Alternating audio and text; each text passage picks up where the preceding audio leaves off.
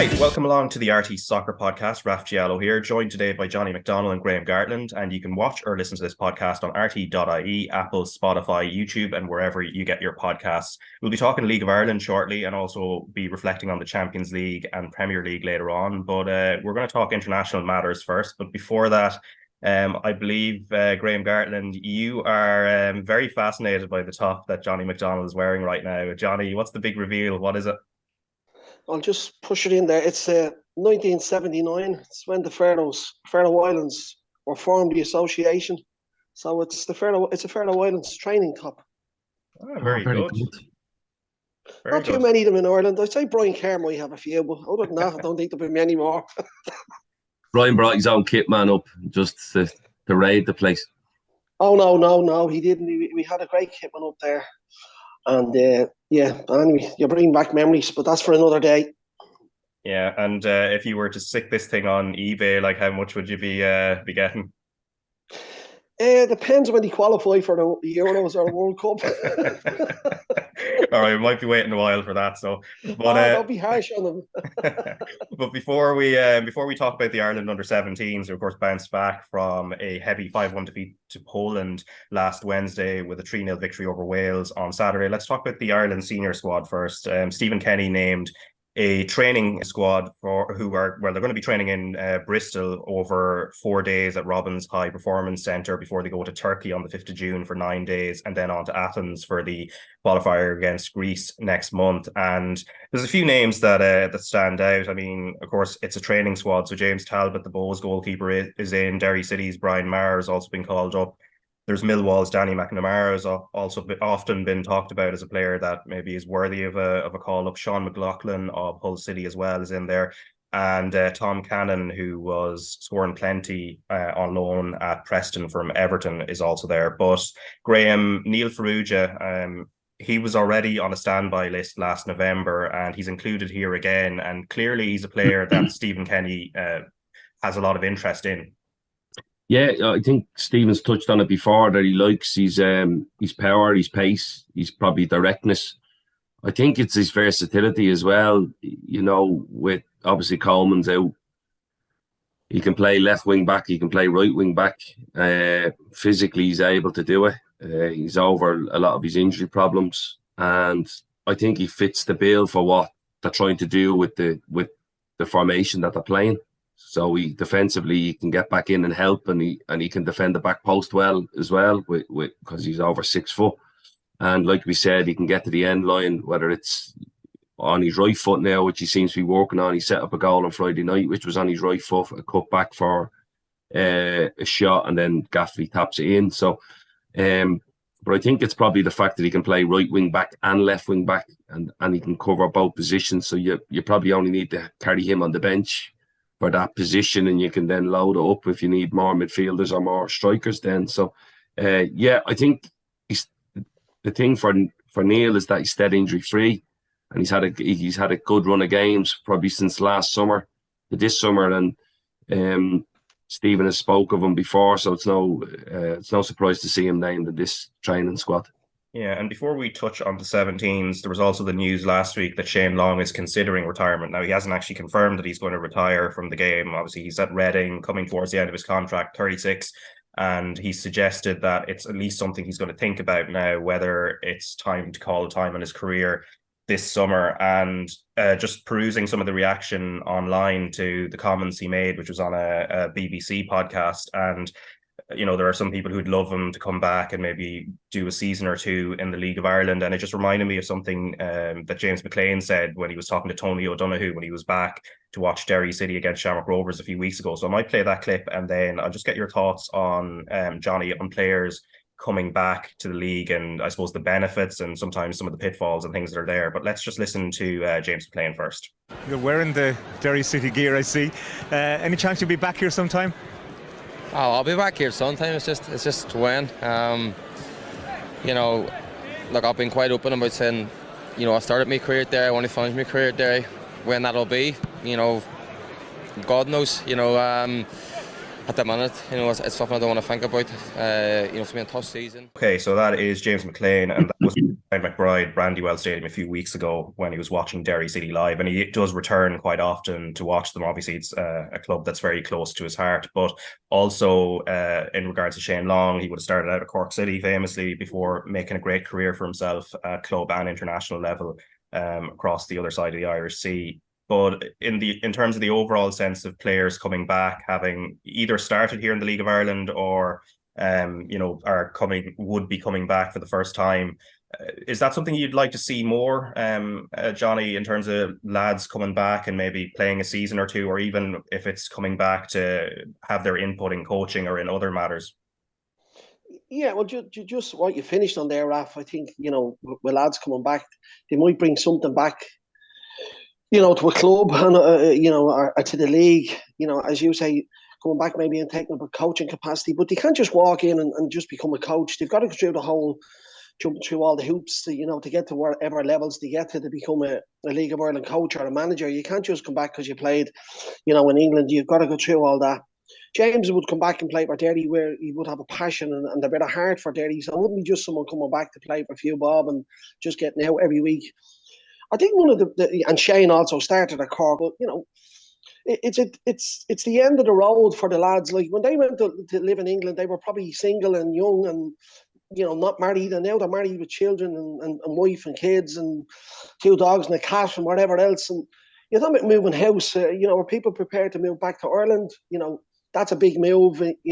Okay, that could be done over the season where someone is travelling in and out, but all that logistics has to be thought about as well. But the likes of James, I think, coming back where they've still a bit about them and they're still obviously involved in the national teams and stuff like that would be a huge benefit to the league, huge benefit to the likes of Derry. Shane obviously is retired. I think last year he kind of threw the rattler out of the pram over not getting the number 9 jersey. There was a bit of a problem about that. Look, if they bring something to the league and it benefits the league and it enhances the league and the profile of the league, I would say absolutely, yeah. If it doesn't, I'd say no. Come back, yes, in the capacity, bring something, some support structures back to clubs that you might be able to implement into clubs and bring that back from where you came from, new ideas and whatever else. But if they have something to bring back, absolutely. If not, it's over. Go into your coaching or whatever. Yeah, Graham, just as Johnny said there, I mean, family circumstances, of course, because the circumstances in which they were in when they left this country in some cases is completely different to where they would be at now in terms of life experience and different things, and logistically as well. So that's one element, of course, as well. But like, where do you stand on that as well? Do you see it sort of as overly beneficial when the circumstances are right for somebody to come back? And I'm not saying Shane Long is going to do that, because there's no indication that he will. And also James McLean, as he said in the clip, it's something he would like to do at some point in the future, but he did play it down in the sense of it being anytime soon. I think if it increases the spotlight on your club and increase sponsorship around that, when the likes of someone like James McLean or Shane Long comes back, Irish internationals, and that's the benefit the club, but you have to benefit the team that they're coming into as well. I think the likes of Shane Long coming back to play in Ireland, I think any club would go after him. I don't just think it's a case that he just goes back to Cork. He's a Tipperary man.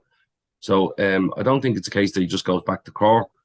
I think there's a real lack of maybe centre forwards jumping out in the league at the moment. Max Matta's top goal scorer had to play probably second choice to John Kenny last season at the start of last season before John makes his move to the Celtic. Gaffney gets player of the year, but I think he scored maybe 12 goals. But a real out-and-out striker, Rory Keaton's doing really well at Cork.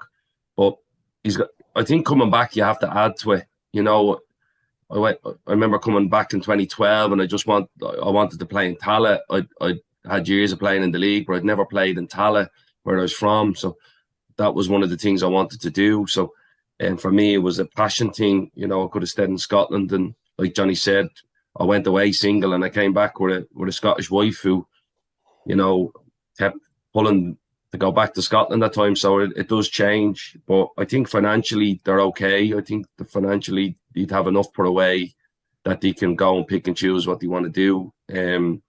I think the thing that Shane always had was pace. And I think if he came back to any team in this league, he'd add that to them as well. I think he'd have enough pace to trouble teams. But only he knows his own body and when it's time to go or when it's time to take a step, maybe sideways to play.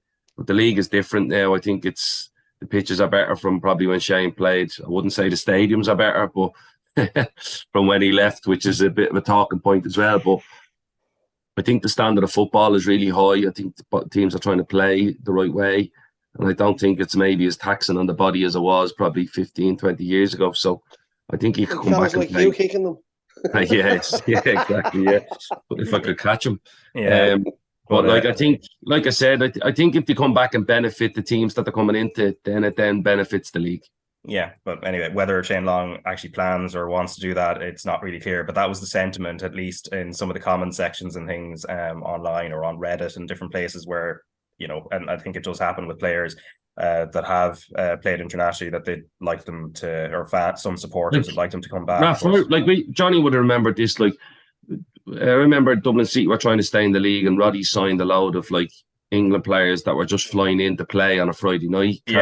Actually, funnily enough, as you say that, I remember interviewing Carlton Palmer about I think it was 5 or 6 years ago about that, and it was. They were just flying in to play, take money out of the league, take money out of the club, and gone. And you're like, I'd much rather lads who want to come back and play and play and are from, not necessarily from Ireland, but want to come here and play and contribute to the league.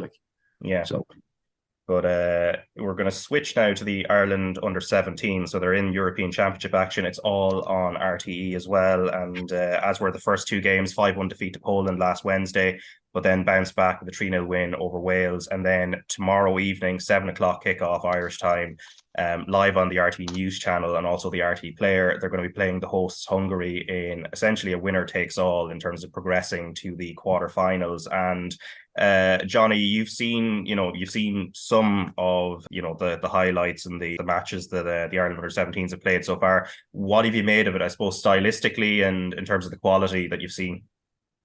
Well, looking at them, the way they're trying to play the game, they're trying to play it properly and right, but it's a tournament, it's a competition, and generally in your first game in a tournament, you need to try and get a result and get a draw or get a victory. They got done by Poland 5-1. They bounced back brilliantly with some brilliant football and some fantastic goals, especially the third goal. And definitely trying to do things right. The style of play, yes, Colin has definitely got them. The third goal they got played out in the back through the towards into midfield and then into the truck route. What a fantastic finish. And you see the goal, the strike, the way he hit it the inside of his foot. He didn't just put his boot through it, he bent it right into the top corner. I don't think anyone would have saved it, but a brilliant finish, and that would have given them confidence, coming back to do Wales. I don't know what the weather's like out there. Would the heat be a factor for them, against Hungary tomorrow? And I don't know what time the game is at. Is it in the afternoon? Is it in the evening? So that might take effect. But look, it'd be fantastic if they can get a victory and if everything goes for them and they can get through to qualifiers. At any age group, it's just brilliant for the FAI, brilliant for the the underage structures.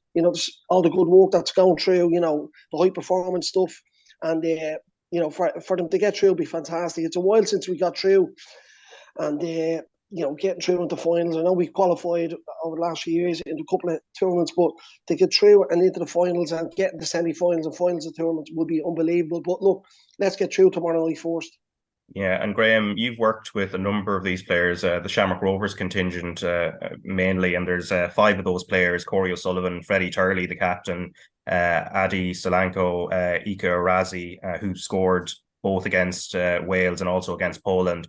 The goal against Wales was real quality. And then, of course, Najrazi, who scored against Wales missed the penalty and then was on missed 2 penalties. Technically missed 2 penalties, but obviously it was retaken and then he scored the rebound. But can you just tell me about that contingent of the players you've worked with in that at that particular age grade? To be honest, it's a really good question, Raf, because each, and I'd hope young players are listening to this, because each one of them have had different journeys. So the likes of Naj Razi, who at 7 years of age was unbelievable. Hard work, very stubborn, wanted to do things his own way, would get sulky. You'd have to sit him down sometimes. You know, everything. I remember we went to Southampton one time, and because the team wasn't playing well, he says to the coach, he was only 9, says to the coach, I'm playing right back. And just took the ball off the keeper and started dribbling and got his team back into the game a little bit, like had very headstrong. Shows a lot of bravery sometimes, where you're like, you're not that good at penalty taking, as and goes, I am. I'll take the second one again, and that's him. He's never short of character. And then you have Corey O'Sullivan, who, when he signed for us from Lucan as one of as a partnership club, signed for us about under 11s. Tony O'Dowd brought him over and was in our second team. Wasn't really that well, was on the edge of it, but kept going. He took a growth spurt, got a lot of pace about him, kept running, and does really well. And then Freddie Tully, we got him in from Joey's. He was playing a year above himself at Joey's. St. Joseph Boys / Bray. And he came over and plays as a sit midfielder, but they use him at the back. And then the two other lads who I know really well is IK Orazi, I had him under 14s, different type of player, you know, can be against the ball, can sometimes switch off. So it was about just igniting him all the time and keeping on him to go, just get back into a position to help your team so we can counter-attack. And it was always about what you could do on the ball. And then product was his big thing. He played in the final against Galway where he was really good, but lacked a bit of end product. And you can see that he's added that to his game. But just a great kid. And then the young lad who's under 15, Adi Solanki, who's on the bench, has just come back from captaining the side to their victory in Italy. He's got the world at his feet, that kid. Excellent, glides over the ground, great temperament, tactical awareness is fantastic. But all of them have had different journeys. You know, some of them have been at the club since the age of 7. Some of them joined 10. Addy joined at 9.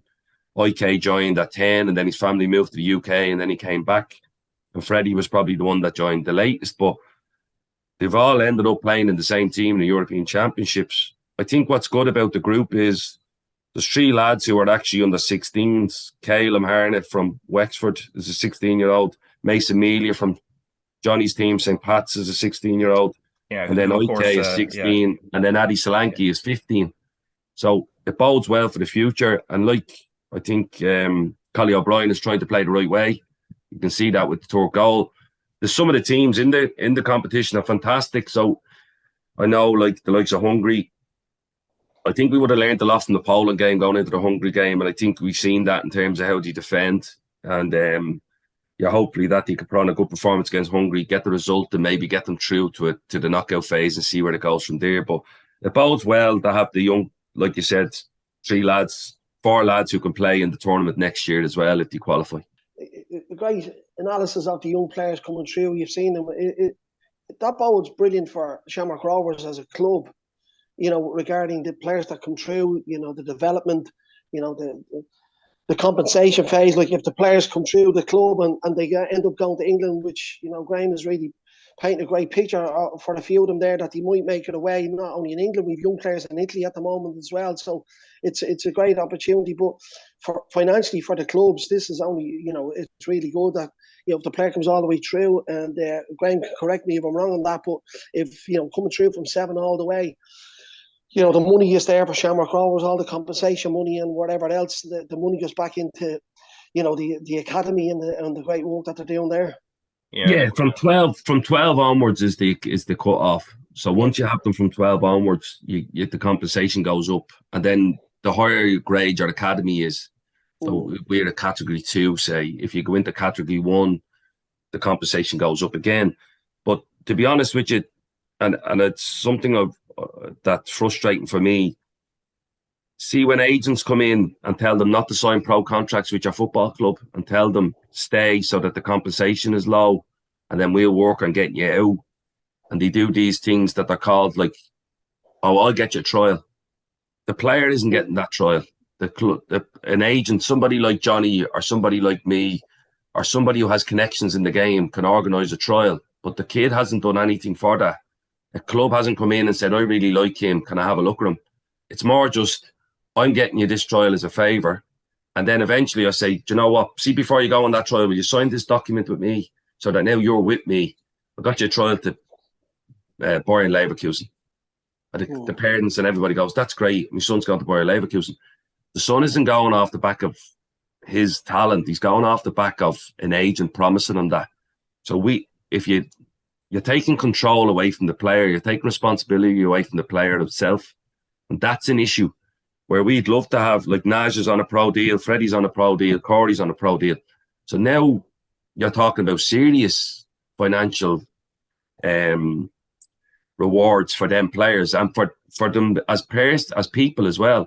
So that's where you can increase their value.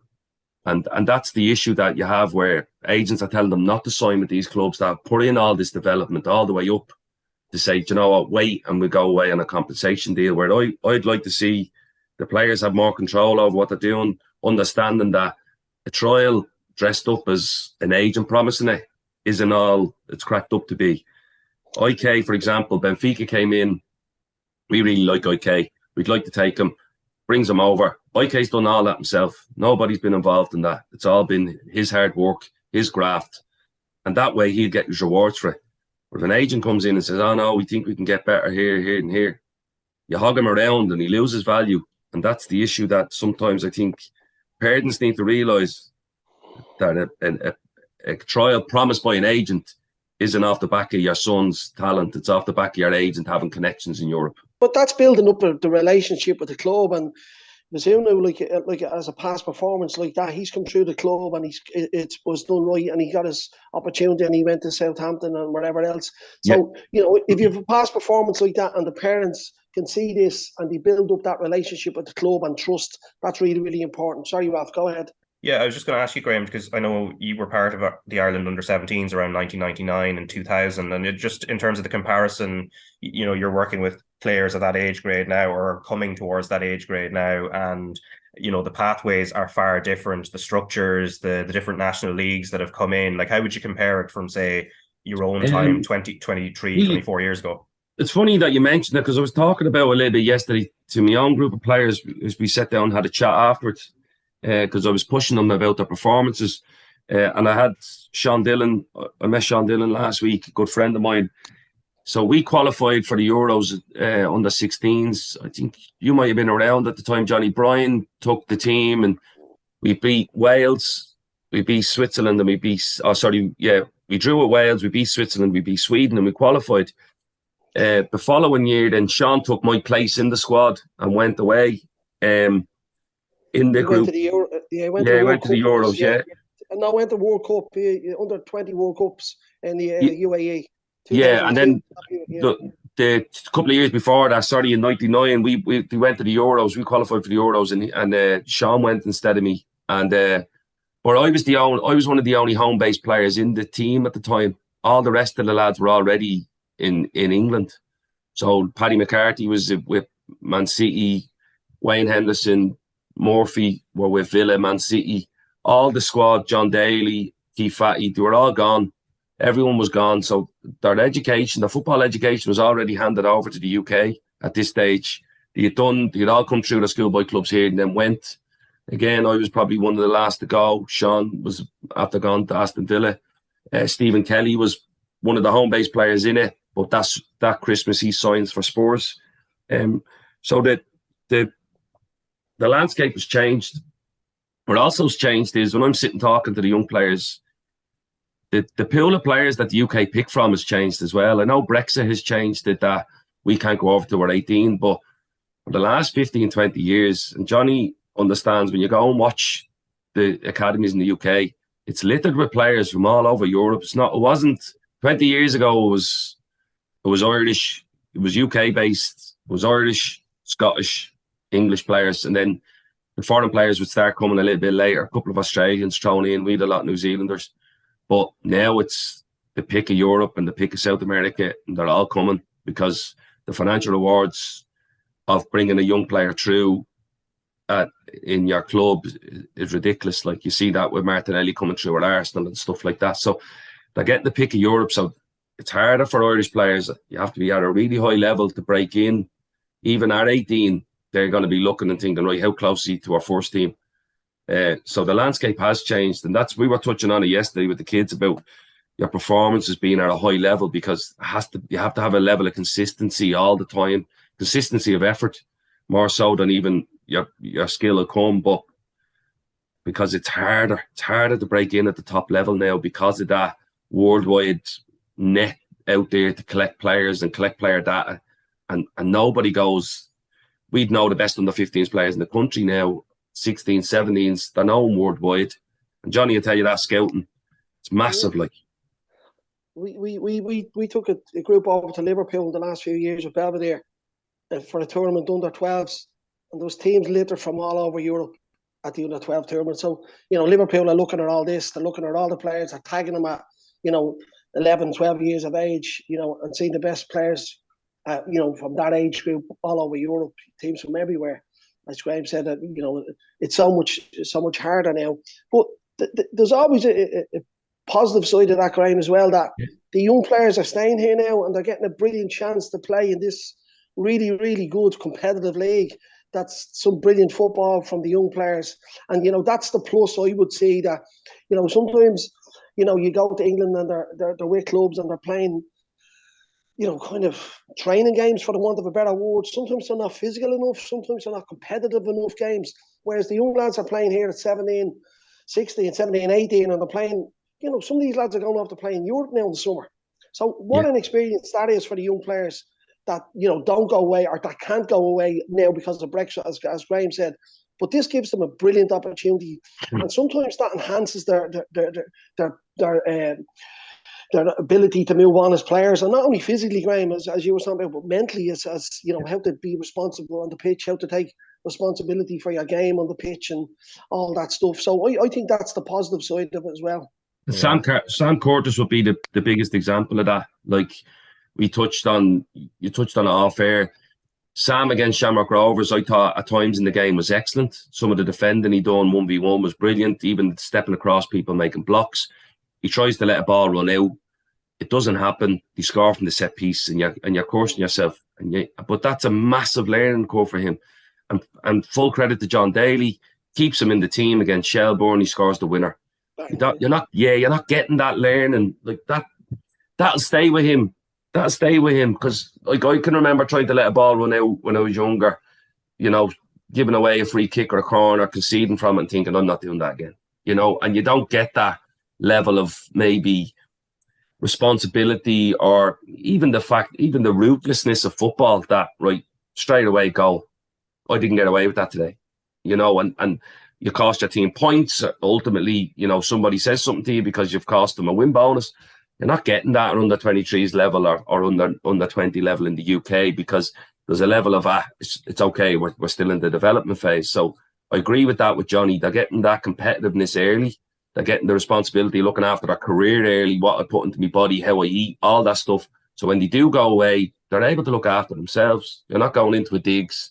You're a bit more independent. You can carry yourself a bit better. So that is the positive for the league going forward. Yeah, and I remember interviewing Jim Goodwin, who, when he was manager at St. Mirren at the time, and this is maybe just over 18 months ago, and he was saying he'd rather sign, players, because he always keeps a very close eye on the League of Ireland, but he'd rather have players who have played 100 games at League of Ireland level rather than the lads who've gone through the development pathways and under 23s in England, because they're more physically developed and, playing against men's teams rather than that sort of reserve team football, as you're saying, where it's not as highly competitive, or it's not played at full pelt. But we'll talk about Sam Curtis a little bit later on when we talk about the SSE Airtricity League. But also just to note that a reminder that that game against Hungary, the hosts for the Ireland under-17s, it's Tuesday night, 7:00 live on the RTÉ News channel and RTÉ Player. And then on Friday, we've also got live SSE Airtricity League action, Bows against Shells on RT2 and the RTÉ Player. And that leads us nicely into the most recent Premier Division results from Friday. Cork City ended a long losing run by beating Sligo Rovers 1-0, and Rory Keaton scoring the winner there. Derry City top of the table now, 4-1 winners over UCD. Michael Duffy with a brace of goals in that. And then Dundalk were 2-0 up on Bowes, but Bowes came back to snatch a draw, and it was 2-2 there. And as mentioned earlier, Curtis scored the winner from a set piece as Pats won 1-0 at Shelburne, ending a long unbeaten run for Shells. And then probably the shock of the weekend, which was Shamrock Rovers losing 2-1 at home to Drogheda United. And Drogheda United, of course, were on a, in terms of results at least, not so much performances, they were on a relatively poor run, but they've managed to get 3 points there and pointing in the right direction again. But let's start on Derry City, Johnny, because their home form was something we put microscope on a while back, but they have had a bit of improvement on that front with 3 wins in their last 4 at the Brandywell, beaten Dundalk and UCD, and then Pats a few weeks back as well. And only the Shamrock Rovers game that James McLean was at, that was the only one that was a setback. So Derry, bouncing back well now. Yeah, and look, I watched them against Bowes up in Dalymount recently. I know Bowes had the player sent off, but totally managed the game really, really good. They've been brilliant on the road this year. As you say, home form a little bit sketchy, but they're getting that back, and they're coming into a bit of form. They had a few players that were injured, so they'll be getting players back. Dummigan must come back into the squad, and so McElhenney's going to come back into the squad. So look, they went through a little bit of a patch, but they're top of the league, and we expected them to be there with Shamrock Rovers. Bowes had a brilliant start to the season. They're just dropping off a little bit now, and I think it's 3 defeats in a row now for them in a row. And but Derry I think they're only going to get better. They'll improve. There's a few bob behind them there at the club, and it's just about the recruitment now. I still think they need a centre forward, like what Graham was talking about earlier. They're hard to get. They need to get someone like a hold-up player that can bring fellas into the game, have a little bit of strength, a bit of physicality, and other than that, all around the pitch, they're well equipped. They've a couple of bodies nearly in every position. So yeah, they're going really well at the moment. UCD are always UCD, but convincing 4-1. So talk about the pitch up there being taken up and putting a grass pitch back in. I think that can only enhance them and only help them as well. Yeah, and Shamrock Rovers, Graham, I mean, I did say it was a surprise win for Drogheda United, but then when you look at the sort of bogey team nature that they have been for Shamrock Rovers in the last 6 meetings, Rovers have only beaten them once, and that was in the Cup after extra time last season. I mean, Drogheda did weather a good bit of early pressure, but, again, it was a brilliant performance from them on the break, particularly, and especially the second goal. I mean, Draper's finish for the first was really good, but the second goal, we're talking about a team goal for the Ireland U17s going from back to front. Drogheda's second goal was sort of that ilk. Yeah, again, 2 different counter-attack goals. One, I actually think it's a good pass from Keeley. I think he hits the grass. He knows that the space there. Rovers defend, one in front, one behind from thing, and he just hits it over the first centre-back's head. Brilliant then from Draper. He just pushes him off and he unsettles Hor's on his back foot then. He chops inside. Hits a wonderful strike, and then the second one then is a wonderful counter-attack goal, but with a lot more passing in it, because Rovers lose it, and then initially they go straight to win it back, and we've made a couple of passes, and a lot of it was one-touch pass, and Gary Deegan in the middle of it bounces one out. It's a great run. I think Heaney is the right back that actually initially gets involved in the build-up play, and then he's the one that puts the cross in. And what a cross this is. Like, Jack Bourne hits a similar pass to Danny Mandroyo a few years ago from a similar position. I was right behind it. This is nearly as good as it. It's an unbelievable cross. And for Dale Rooney to take a first touch, it probably takes it just on the edge of the 18, maybe inside the box, and for it not to travel into the goalkeeper when he's running full tilt like that. It's a brilliant touch, but it's out of his feet enough that allows him to get a finish on it. And I tell you what, 5 minutes later, he nearly dinks the goalkeeper with a very similar one as well. So they were efficient with their counter-attacks. They get 2 goals out of it. They probably had about 9 shots on goal, 5 are on target. So they were very efficient to score 2 goals out of that. Rovers had a lot more shots on goal, shots on target, but didn't probably work the goalkeeper maybe enough.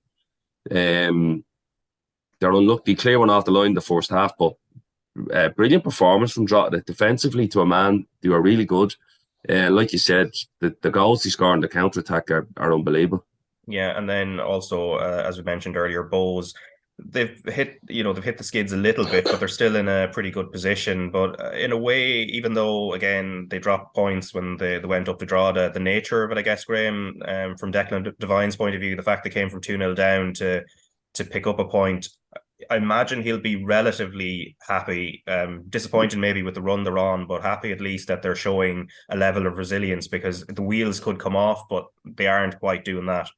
I think it was probably the term you used there was they lacked resilience last year. I think they were the one team that had given away the most victories from being ahead in games. I think Bowes were up to the 70-minute mark. They were, if the games had been finished after 70 minutes, they would have been sitting nearly top of the league. But the games last 90 minutes. And I think this year they probably flipped that a little bit. They've shown a lot more resilience, a lot more character. To come back from 2-0 down, I don't think this team would have done this last season. So full credit to Declan Devine, because he's instilled a little bit of belief in them as well, that they have to come back and fight. They were off it in the first half, but they showed a lot more fight and running power in the second half. The goals come from set pieces. I think the goalkeeper's poor. I think Talbot's poor for the first one. I think Shepherd's poor for the first one as well, for both their goals. But after that, like you said, they found a way to get back into the game, and it wasn't pretty at times. It was effective though, and like Johnny said, that's sometimes all that counts in football. Yeah, and Pats, Johnny, they got a good 1-0 win at Shells, who had been on a really good run, and as we mentioned earlier, it was a set piece goal that Sam Curtis scored. But John Daly's been doing a good job there. He has them up to fourth at this period, where they're waiting to see who the next manager is going to be. What would you like to see happen in the short, medium, and then longer term at Pats? I think John has done really well. I think he's got 3 wins out of 4 now, and they were very unlucky against Rovers up in Tallaght as well. He was at the game. He's come in. He didn't change things around too much. Personnel in different areas. Probably used Jamie Lennon a little bit different at right full. Then put him back in the push Forrester forward up as well, hasn't he, Johnny? Yeah, he has, and he wasn't afraid to do that either. Jamie's the engine room in there for them. He's done really well this season, and he's flexible in that sense that he can put him into fullback, but with Chris, giving Chris that free role, in front of him, and young Adam Murphy as well. That Chris can drop off and build it up, and sometimes you need them to do that when teams are pressed on. Like Chelsea, you press 3 on to try and stop Pats playing around, try to make them kick it, because they're physically strong and they're good in the air, Shells, and they go man to man, and they get close around people, and it's all 100 miles an hour with them defending and trying to win it back. But like Forrester, he was the outstanding player on the pitch tonight. It wasn't a great game, I have to say, and I know we promote the game, but it wasn't. Shells putting 5 at the back. Pats find it really, really difficult to break them down, but Forrester was patient and the build up. And again, Shells will be disappointed to concede. They've conceded a lot of goals this season from set pieces, and young Sam Curtis got away. I think it was Wilson. He got away from at the back post, and a good header in at the back post. Keeper couldn't do much about it. But overall, Pats would have been the better team. I know Damien was bitterly disappointed afterwards. So I watched his interview, and kind of had a bit of a go off the players, and he was wondering where the performance came from. After going up the Sligo, winning 3-1, great win up there, or 3-0, and he was bitterly disappointed. And I think he had a right pop off the players. He said something like 2 of his players are coming back from injury and stuff, and that was the most positive thing that he had this week, or that on the night. But it wasn't a good game. It was difficult. It was a hard game. Pats probably deserved to win it in the end. But to answer your question, with Jonathan Daly, I think Pats will leave him there at the end of the season. I think he gets on well with the players. He knows the club. The chairman knows him. The owner knows him. And I think they need to get it right. They need to get this one right, because a few managers gone the last couple of years, and he might be just the right man. Jonathan on one of the under-20 international teams. I think Graham alluded to earlier. He's on that age group. He's good temperament, and I like his temperament in his interviews and the way he is on the touchline. I think Pats might leave him there definitely till the end of the season and see how it goes from there. Yeah, and then Cork City, a huge win for them, considering they were on a run of 6 defeats in a row, Graham, and Rory Keaton's been the shining light. There was a I was looking at there was a little graphic that was posted up on Reddit. I don't know if you perused that at all. I always have a look at that anyway. But it was basically a graphic that showed touches in the box to the this stat of expected goals, and there's three Shamrock Rovers players who are very high on that. Which includes Graham Burke and Rory Gaffney, but not far off them was Rory Keaton as well. And he's really been when you look at, say, who's been scoring goals for them or keeping them in games, he has been crucial for them. Yeah, by the way, Cork City's goal here is really well worked too. They've made a lot of passes here, and the through ball for Keaton is fantastic, and he takes on the move. It's a really well worked goal. Probably getting a little bit overlooked because of Droghed's goals were so good. But Cork's goal in terms of that bit, because they go through the build-up phase, get into midfield, and then it's two passes in midfield, and then bang straight into the front man. I like him. I watched him play a couple of years ago for Galway in the Cup against Rovers, and he hit the post, and I thought he was a live wire. And you know what? He's good. He's deceptively good in the air, and it's catching a lot of defenders out because they look and think, he's long haired, he's not going to jump into you a little bit. Robbie Doyle was a bit like that, where he'd have a big long run, and then he'd get up early and he'd hang there for a while.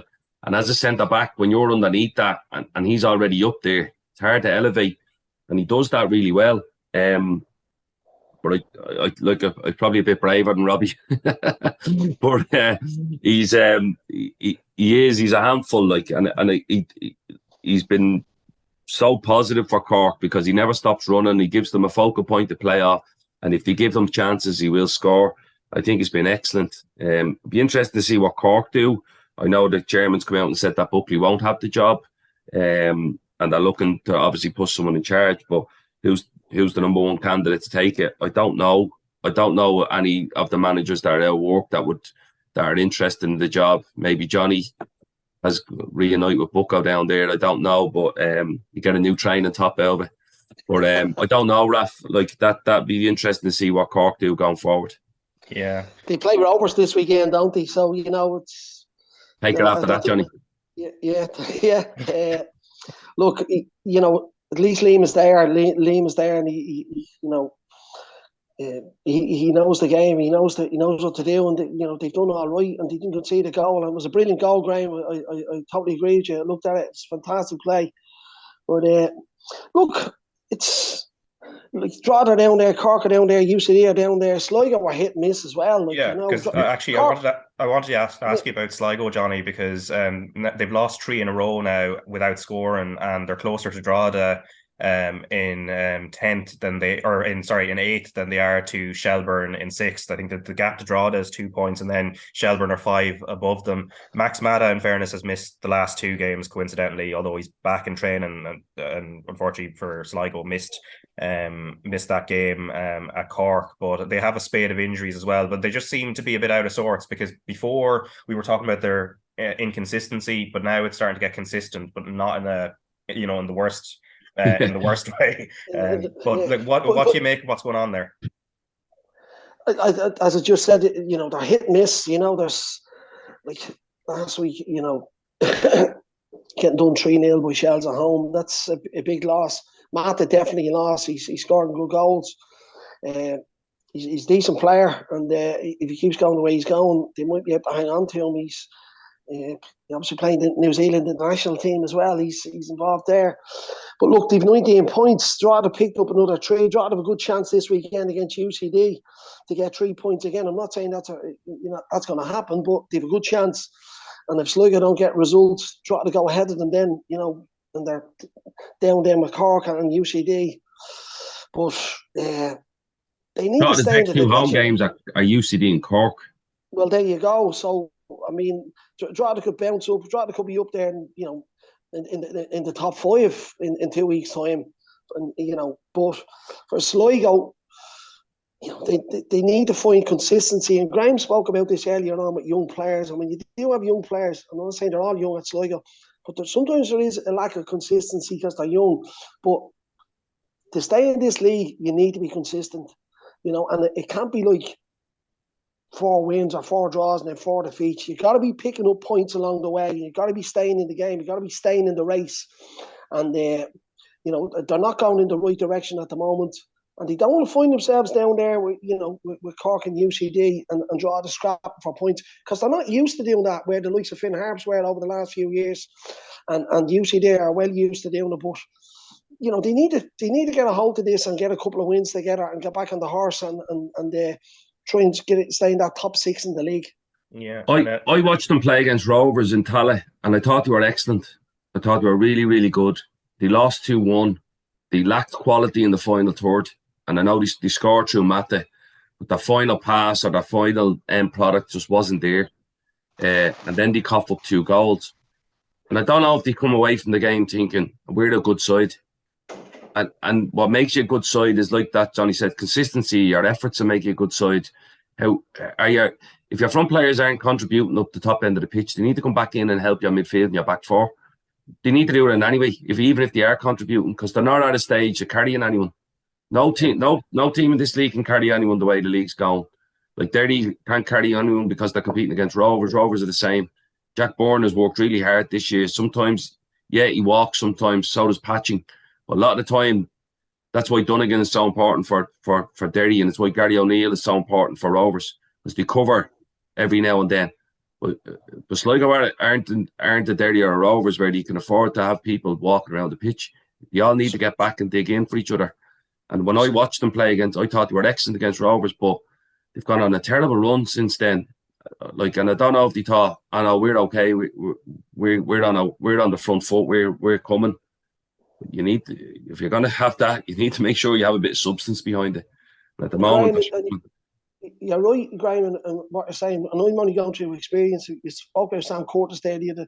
He would have been given an earful, not only off the manager, against Ferrugia in the Rovers match where he lost the ball on the back line, tried to, learning from that. But sometimes, and I don't know what's going on at Sligo or Cork or UCD, but sometimes, I think sometimes there's a lack of, responsibility. The standards, the best teams have the standards from within. Sometimes it doesn't even come from the manager or the coaches. Yeah. The standards set with the players on the pitch, and you don't let things happen. And they point the finger and they say, Graham, that's not good enough. Don't let that happen again. But if somebody keeps telling you, it's all right, don't worry about it, it was a mistake, you kind of go, it doesn't matter. It can't be like that. There has to be that collective responsibility of, I'm going to be the best player on the pitch today. And whoever is marking me or I'm marking, they better be really good, because I'm going to be 100%. And that's all you ask for. But I just want to repeat it like that. Yeah. You can't keep consistently saying to a fella, it's okay, it's all right, because he'll believe it's all right. Yeah. And he'll say, no, it doesn't matter, I made a mistake. There's actually there's a psychological term for it now. It's called sports trauma. That you have to go through it to a certain point to build your resilience up so that you can handle it when it becomes in the vital moments in games. So it's again, speaking about young players, we talk about you have to go through a level of trauma to go, listen, that's not acceptable today. You know what I mean? You're not talking about somebody's well-being and having a right goal. It's professional sport. There's standards. There's responsibility. You have to be at your best. The consistency has to be there. It's high performance. There's no room for it. And if everyone's at a high performance level, you have a brilliant chance of winning, because that's what it's all about, is winning. Developing the players, bringing them through, yes. But when you're in a competitive league, it's about winning. It's about getting to Europe. It's about the money in Europe and all that. And I'm sorry, but that's the way it is in professional sport. People just say, nice tracksuit, the whole lot. It's not. It's a horrible business. Any professional sport is horrible, because if you're not at it, you moved on. You moved on because there's money involved. But it's brilliant as well. But as I said, people need to be told that ain't good enough. That's not your standard. You're better than that, and you can do better than that. And it's not having a go or bullying someone. It's not. It's just telling them as it is. And it's consistently happening. Sometimes people just get moved on. Yeah. And if we just turn to the first division, what was consistent here was a good night for the away sides. And Waterford won 4-0 at Finn Harps. Cove Ramblers and Athlone Town drew 2-2. And then Bray Wanderers won 2-0 at Kerry. And then Galway United still flying at the top. 3-0 winners at Treaty United. And then Longford Town seemed to be picking up points again at the moment. 3-0 winners at Wexford, and what it does to the table: Galway 10 points clear of Waterford, and then towards the bottom, of course, Kerry are 9 adrift of Finn Harps, who are second bottom, just behind Wexford. Longford Town have gone above them, Treaty United just above them, and then the third to fifth is Bray, Cove and Athlone. And then the women's Premier Division, Bohemians beat Athlone 3-2, so Bows are going really well at the moment. Shamrock Rovers 4-3 winners against DLR Waves. Peamount 2-0 winners over what has been a really good Galway United side. Sive Doyle scoring twice in that game, and then Shelburne 6-0 winners at Sligo, and then Wexford and Treaty drew 2-2, and Shells and Peamount meet next week. But also to note, there is a new competition coming in for the summer months, the Avenir Sports All-Ireland Cup, and the groups were drawn last week. Group A, Athlone Town, Galway United, Linfield and Shelburne. Group B, Glentoran, Peamount United, Shamrock Rovers and Wexford Youths. Group C, Bohemians, Cliftonville, Derry City and Sligo Rovers. And then Group D, Cork City, Crusaders, DLR Waves and Treaty United. But before we go, let's talk a bit about what's happening in the Champions League and Premier League. And of course, Manchester City are on the cusp of a treble now, and that's after crashing Real Madrid. Now, them beating Real Madrid maybe isn't the surprise, but it was the nature of it. And I mean, Graham, you look at the system, it doesn't have any wing backs, and you centre backs like John Stones playing slightly further ahead. And it's the way they press is the one thing. I mean, how they suffocated Real Madrid. It reminded me a few weeks earlier what they did to Arsenal, where Arsenal just couldn't get out. And it's, you talk about City going forward, but it's that press and the structure that they have is what kind of sets them apart. Yeah, and then you have pace at the back that allows them to press like that. So if they're comfortable to go 1v1 at the back at times and give up the far side of the pitch, and then say, right, well, if the press isn't right and they work it out that side, they fix the press at the top end. We spoke about earlier about having top players willing to work for the team and press for the team, and know that, again, the sum of the parts is greater than any work they can do as an individual. Their end goal is to win the Champions League, and they're going to do whatever it takes to do that. You can see that in the performance. There's a hunger to them, and an eagerness and an enthusiasm and a ruthlessness to get there, that they make sure that they're not going to let teams dictate how they're going to play against them. They're going to enforce their way and their will. And it's weird, because in the Champions League, the performance is scary, and then obviously all the stuff comes out about the fair play and all that stuff. And they won the league this year. I always thought they would. But there's a real apathy towards it. It's like they won the league and it hasn't really been the biggest story of the weekend type of thing. They've got the trophy. There's not a lot made of it. There's no romance to it type of thing. It feels like everything Man City do at the moment from a club side is a little bit contrived, a little bit trying to make them look good instead of actually there's a genuine affection there from the club. I think they've lost a little bit of that main road spirit that they had from years ago, that, the underdogs in Manchester and everybody cheered them on and wanted them to be obviously the great Man United sides. But yeah, I don't know. I think the romance of the game has taken a little bit of a hit with them just being so dominant. Take none away from the team, but as a club, Well, funny you say that, Graham. I watched the match yesterday and the celebrations. And I was amazed how quick the stadium emptied out. Yeah. I was saying, look at the stadium, it's empty. You contrast that to Notts Forest staying up and the place is bouncing and hopping and there's a feeling for the ground. You contrast that with Naples, the city was dancing for 2 days. You know what I'm saying? So, but we can't take away from the football. Absolutely, I think the two separate parts. What's going on as the club, but as players and what Pep has done, the physicality he's brought to the team as well. We spoke about when he initially came in and he lovely players, ticky tacky. He still has them, and Silva and fellas like that. But he has a physicality to them now. There's pace, as you said. We all over the pitch. They have everything, but that mentality we talk about they smother teams. They absolutely. We spoke about Real Madrid. I said they'd steamroll them. I think you could steamroll them, and they played them off the pitch. They were fantastic. I thought in the Etihad. But look, I think Inter are there on merit. I wouldn't be taking my eye off Inter for a minute. I know the two games are completely different. The AC Milan game and Inter game, the quality didn't look as good, but on the day, they got to be at their best, and Pep will know that, because an Italian team, they've come and try and hold out and go on the counter attack, and but I think they'll do it. But they've also got the match against United at Wembley in the FA Cup as well. So I think over two legs, it's a different game. Like, I think over two legs, you comfortably be Inter. I think because it's a one-off game. And it's a free hit. It's an element of chance. Yeah, it's a free hit for Inter because nobody expects them to do it as well. I think. I agree with Johnny. I still think it's Man City's, but I think the fact it's a one-off game might be that case. But yeah, I don't know. I just everything. There's a real lack of interest in it, but take nothing away from the players because it's their work and their qualities that have got them here. But I don't know. Just there's a lack of romance.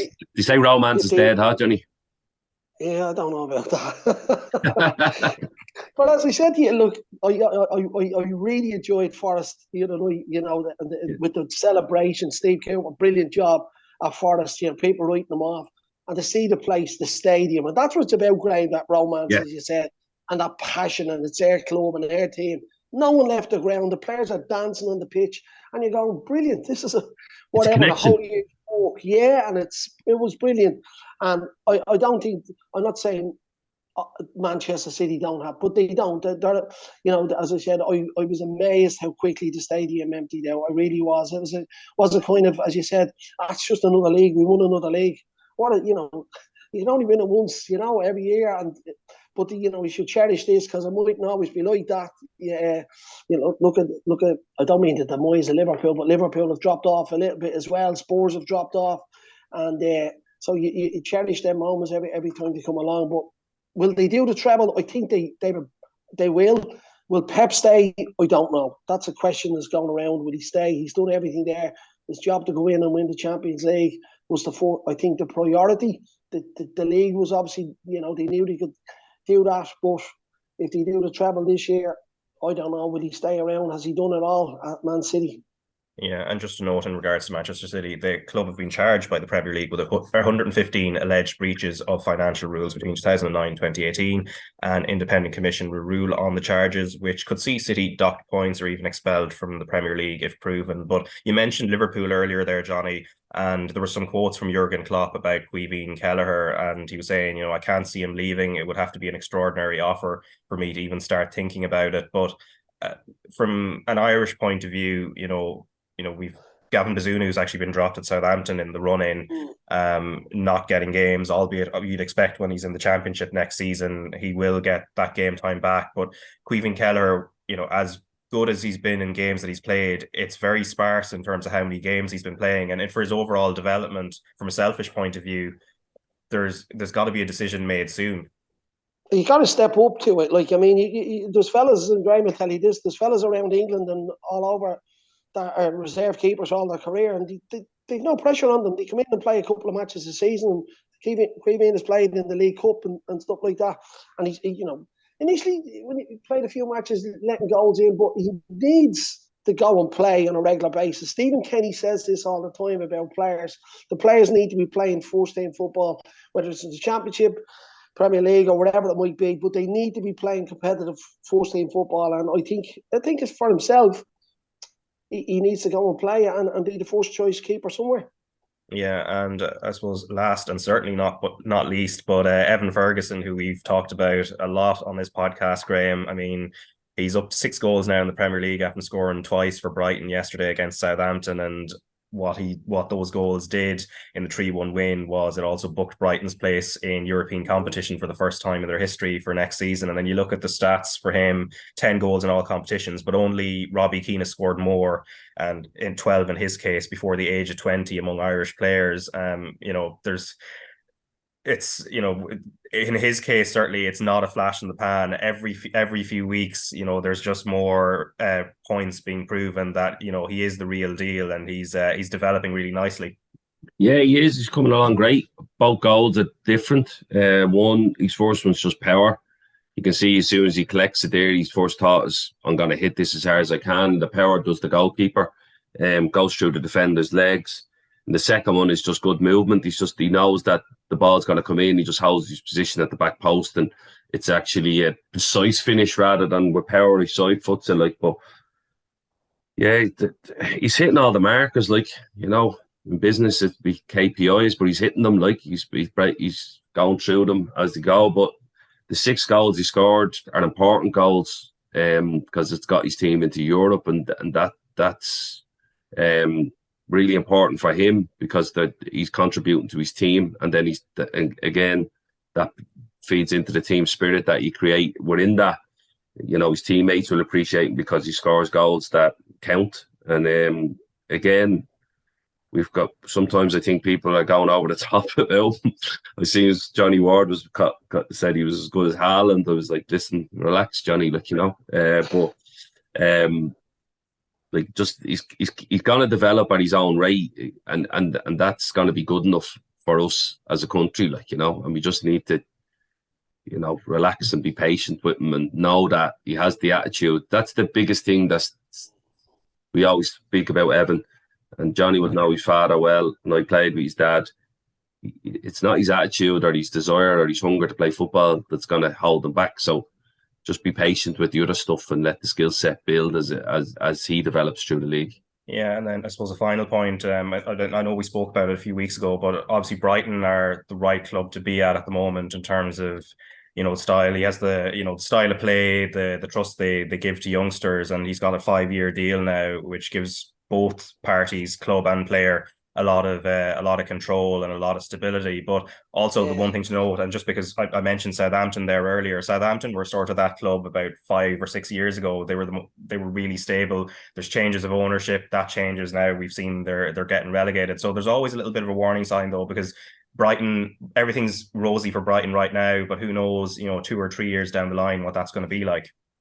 Well, don't let the 5-year contract fool you, Ralph. Because if this oh no, I'm not saying he's definitely going to be there for 5 years, but just in terms of where these clubs sometimes where they appear really stable at a certain point, it's hard to football obviously, and this better than I would, but things can change quite quickly. And it can if they lose a few players, and but Europe will be a good marker for them as well. Getting into Europe, it'll be good for them. It'll be good for the club, good for the fans, good for the profile of the players. But for Evan, Graham has summed them up perfectly there. But he just let him at it, just let him off, let him play. Work on whatever he needs to work on. But he has the potential to be a top player really. And I would just let him off. There's no pressure on him. Let him at it. And I think if he'd have scored a hat-trick yesterday, I think only Robbie Fowler and Michael Owen would have been younger than him, scoring hat-tricks in the Premier League. Yeah. Best of luck to him. He's a great attitude, as Graham said. Brilliant attitude. Yeah, no, certainly, definitely huge potential there. But anyway, that brings us to an end for this week's podcast. So, of course, the Ireland under-17s playing Hungary Tuesday, as in tomorrow at 7 o'clock kickoff, RTÉ News Channel and also the RTÉ Player. And then on Friday, we've got Bows against Shells as well. And that is kicking off at 7:45. But Johnny McDonnell and Graham Gartland, thanks a mil for coming on this week. Pleasure, Raf. I'm going out to dig out an old training top here for the next episode. See what I can there you go, Graham. Up the Faroes. Up the Faroes.